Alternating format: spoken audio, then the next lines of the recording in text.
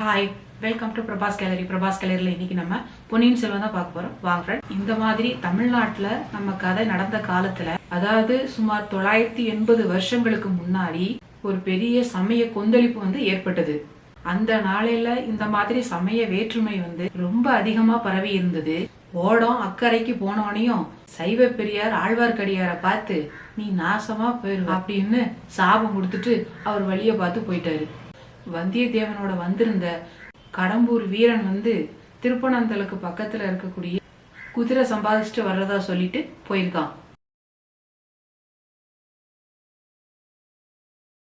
ஆழ்வார்க்கடியாரும் வந்தியத்தேவனும் ஆற்றங்கரையில அரச மரத்தடியில 2 பேரும் அமர்ந்திருக்காங்க.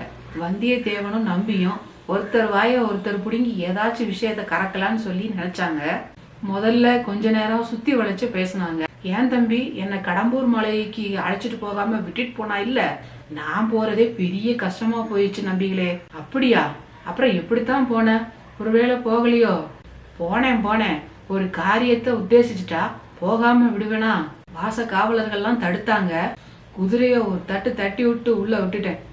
தட்டி விழுந்தவங்க எல்லாருமே உருண்டு தரையில விழுந்துட்டாங்க. அவங்க எல்லாரும் என்னை சூழ்ந்துக்கிறதுக்குள்ள என்னுடைய நண்பன் கந்தமாறன் என்னை அழைச்சிட்டு உள்ள போயிட்டான்.